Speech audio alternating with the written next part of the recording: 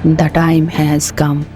It might sound like a conspiracy theory, but hardliner Israeli group the Temple Institute have already purchased and imported 5 red Angus heifers from Texas at a cost of $500,000. They have been grazing in a kibbutz in the occupied West Bank since 2022, with reports that the sacrifice is planned to take place as early as April 2024. آخرکار وہ وقت آ چکا ہے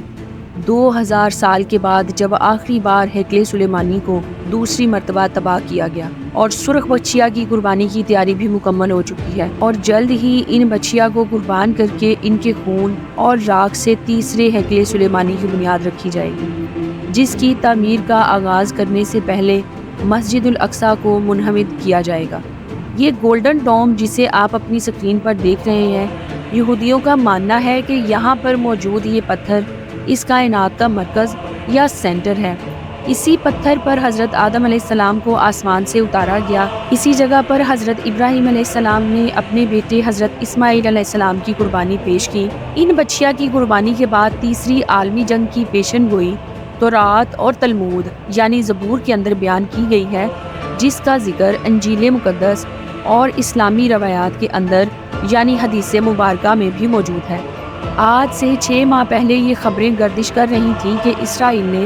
سرخ بچیا کی تلاش میں کئی ملین ڈالرز خرچ کر دیے، لیکن انہیں کوئی ایسی سرخ بچیا نہیں ملی جس کے جسم پر کوئی نشان نہ ہو اور اس کے سارے بال مکمل طور پر سرخ رنگ کے ہی ہوں۔ بالآخر 6 ماہ پہلے امریکہ کی ایک ریاست ٹیکساس کے ایک فارم میں اسرائیل کو ایسی 5 بچیاں مل گئی تھیں جنہیں کئی ملین ڈالرز پے کر کے اس فارم کے مالک سے خریدا گیا تھا اور انتہائی سیکیورٹی میں رکھ کر ان کی دیکھ بھال کی جا رہی ہے اور انہیں مسجد الاقصی کے بالکل سامنے موجود ماؤنٹ اولیو پر قربان کیا جانا ہے، اور اس قربانی کے فوراً بعد یہودی ہیکل سلیمانی کو تیسری مرتبہ تعمیر کریں گے۔ ستمبر 2023 میں یہ ریڈ ہیفر یا سرخ گائے کو اسرائیل لایا گیا تھا۔ اس بات کو سمجھنا لوگوں کے لیے بے حد مشکل تھا کہ اتنی جلدی یہ سب کچھ کیسے ممکن ہو سکتا ہے، جس کے بعد اکتوبر 2023 میں اسرائیل نے فلسطین پر جنگ مسلط کر دی۔ آج سے 6 مہینے پہلے اس بات کو سمجھنا کافی مشکل تھا کہ اسرائیل حماس اور فلسطینیوں کی موجودگی میں اپنے اس شیطانی فعل کو کیسے انجام دے گا اور مسلم دنیا کا پریشر کیسے برداشت کر پائے گا، لیکن ہم سب نے دیکھا کہ اس نے یہ سب کچھ برداشت کر کے دکھایا، اور اس وقت غزہ کے 5 حصوں میں سے الرفا کے اندر مظلوم فلسطینی پناہ لیے ہوئے ہیں، لیکن اسرائیل یہاں بھی مسلسل ایئر سٹرائک کر رہا ہے۔ 18 لاکھ لوگوں میں سے 15 لاکھ لوگ ایک ایئرپورٹ جتنی تنگ جگہ پر قیدیوں سے بھی بری حالت میں رہنے پر مجبور ہیں۔ یہاں پر انہیں بنیادی ضرورتوں سے بھی محروم کر دیا گیا ہے، نہ ہی ان کے پاس کھانا ہے اور نہ ہی پانی ہے اور نہ ہی دوائیں۔ آپ کو بتاتے چلیں کہ فلسطینی پچھلے 16 سال سے باہر سے آنے والی ایڈ پر گزارا کر رہے تھے، جو روزانہ تقریباً 500 ٹرک آتی تھی۔ اب اس کی رسائی فلسطینیوں تک مکمل طور پر بند کر دی گئی ہے۔ صورتحال کے چلتے امریکہ نے اسرائیل کو وارن کیا ہے کہ جیسے وہ پہلے غزہ پر حملوں میں اسرائیل کی مالی اور اسلحے کے ذریعے مدد کر رہا تھا، الرفا پر حملے کے لیے بالکل نہیں کرے گا، کیونکہ اب فلسطینیوں کے پاس کہیں اور جانے کا کوئی راستہ ہی نہیں، بلکہ وہ تو بیچارے ایک بند گلی کے اندر پہنچ چکے ہیں۔ ایک طرف ڈیڈ سی ہے تو دوسری طرف مصر اپنا بارڈر کھولنے سے انکاری ہے، اور باقی دونوں اطراف سے اسرائیلی فوجیں گھیرے ہوئے ہیں۔ اس لیے اب رفح پر حملہ دراصل فلسطینیوں کی نسل کشی ہوگی، جنگ نہیں۔ لیکن اسرائیل نے واضح طور پر یہ کہا ہے کہ چاہے امریکہ اس کی مدد کرے یا نہ کرے، پھر بھی وہ رفح پر حملہ کر کے فلسطینیوں کا نام و نشان ہی اس سرزمین سے مٹا دے گا، یا پھر یہ لوگ خود ہی اپنی جانیں بچا کر یہاں سے بھاگ جائیں۔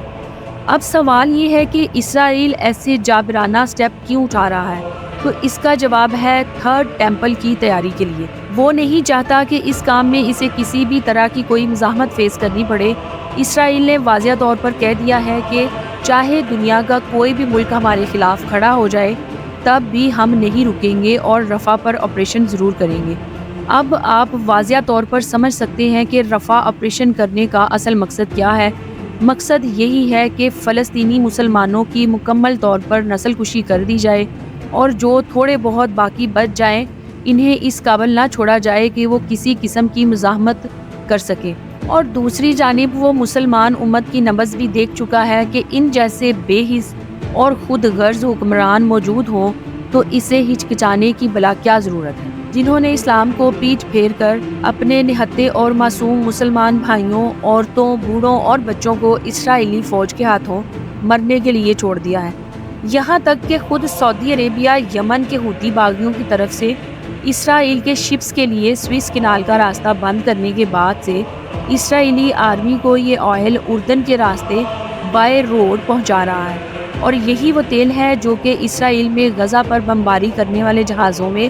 استعمال ہوتا ہے یا پھر ان کے ٹینکوں کے اندر استعمال ہوتا ہے۔ بحرین، قطر، یمن، لبنان اور اردن نے کافی حد تک غزہ کی مالی مدد تو کی ہے، لیکن سعودی عربیہ، UAE اور مصر جیسے ملک بالکل بے حس ہو چکے ہیں۔ پوری مسلم دنیا تو دور کی بات ہے، اگر صرف عرب ممالک مل کر اسرائیل کے خلاف ایک طاقت بن جائیں اور اس سے ہر قسم کی خرید و فروخت بند کر کے اس کا مکمل بائیکاٹ کر دے تو اس کا وجود ایک دن بھی باقی نہیں رہ سکتا۔ مگر افسوس کہ یہ لالچی اور بے حس عجمی مسلمان ہے، عربی نہیں، کیونکہ عربی مسلمان تو تبھی ختم ہو گئے تھے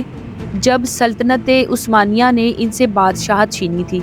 اور انہی لوگوں کی غداریوں نے بعد میں سلطنت عثمانیہ کو توڑنے میں بڑا اہم کردار ادا کیا تھا۔ جیسا کہ اللہ رب العزت نے قرآن کریم میں فرمایا، جس کا مفہوم یہ ہے کہ اگر تم اس فرمان کو پیٹھ دکھاؤ گے جو کہ تمہیں بھیجا گیا ہے، یعنی قرآن مجید، تو تمہیں ہٹا کر کسی اور قوم کو لے آئیں گے جو کہ اللہ کی فرما بردار ہو۔ عربوں سے پہلے بنی اسرائیل اللہ کی لاڈلی امت تھی، اور اس نے بھی جب اللہ کے پیغام کو پیٹھ دکھائی تو ان کی جگہ عربوں کو دنیا کی خلافت سونپ دی گئی، اور جب بالکل اسی طرح عربوں نے اللہ کے احکامات کی خلاف ورزیاں کی تو اللہ تعالیٰ نے ان سے خلافت کو چھین کر سلطنت عثمانیہ کے حوالے کر دی۔ لال بچیا کی قربانی اور تیسری عالمی جنگ کی پیشن گوئیوں کے بارے میں اس ویڈیو کے پارٹ 2 میں ڈیٹیل سے بات کریں گے۔ اللہ رب العزت سے دعا ہے کہ وہ معصوم فلسطینیوں کے لیے غیبی مدد فرمائے اور ہمیں کامل ایمان عطا فرمائے، اور مسلمان حکمرانوں کو عقل دے، ہدایت دے